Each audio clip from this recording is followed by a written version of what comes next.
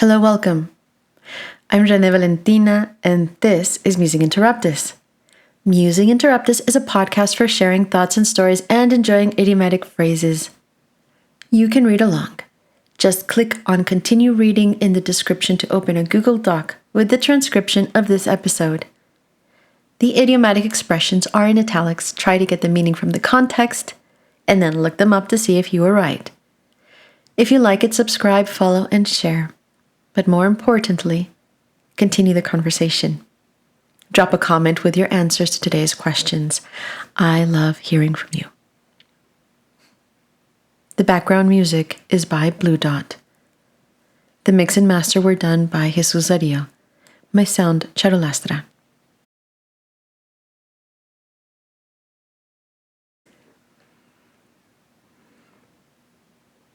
What would the world be without music?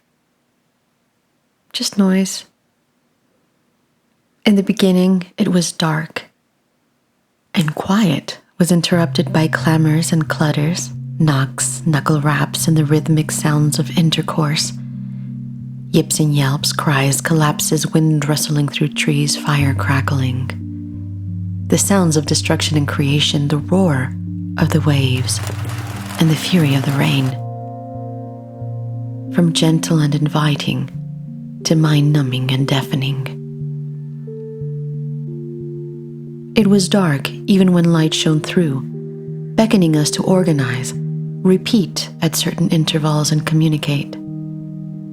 Percussions that traveled from our mother's hearts through umbilical cords and cells and atoms.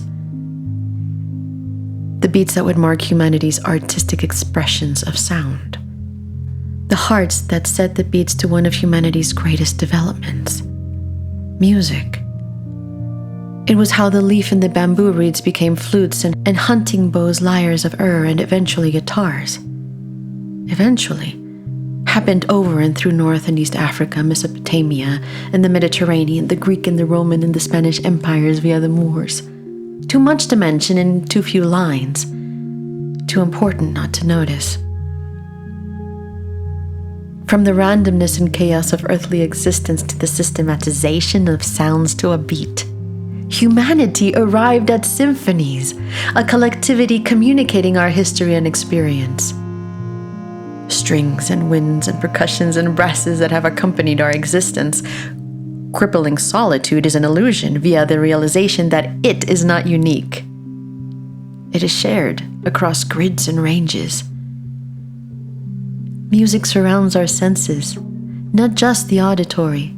That is only part of it. It is the vibrations that emanate from the earth through our limbs, the intention and intensities, the command of interpretation. What of the lyrics, if any?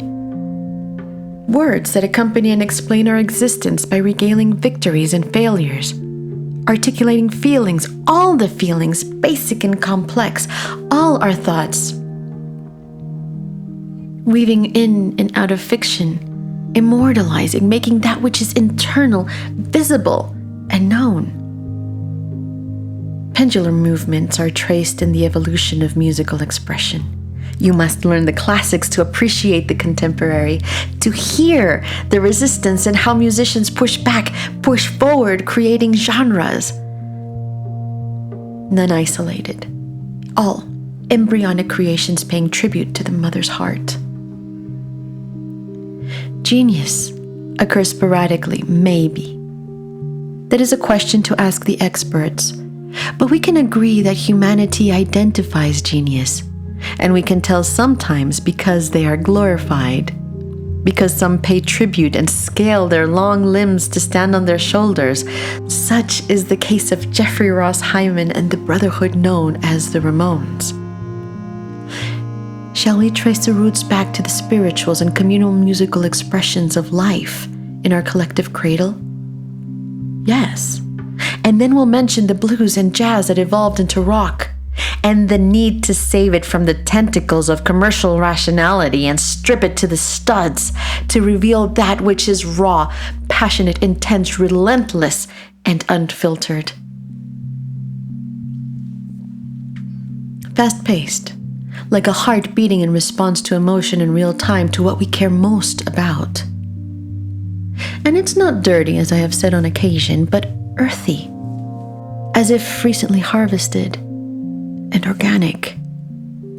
This has no conservatives, and it will spoil if left uneaten. Either way, it will return to the earth and possibly to Apollo. In turn, their existence makes the invention of other expressions possible, making it clear that understanding ourselves and what we connect with implies understanding our parents, and evolution to the first cry and rattle and hum. On April 15th, I wrote the 15th for a harvester who gets to be set apart with the other greats, those who seem to be another species because they created something sufficiently different that it was deemed new and reckoned with. Thank you for listening.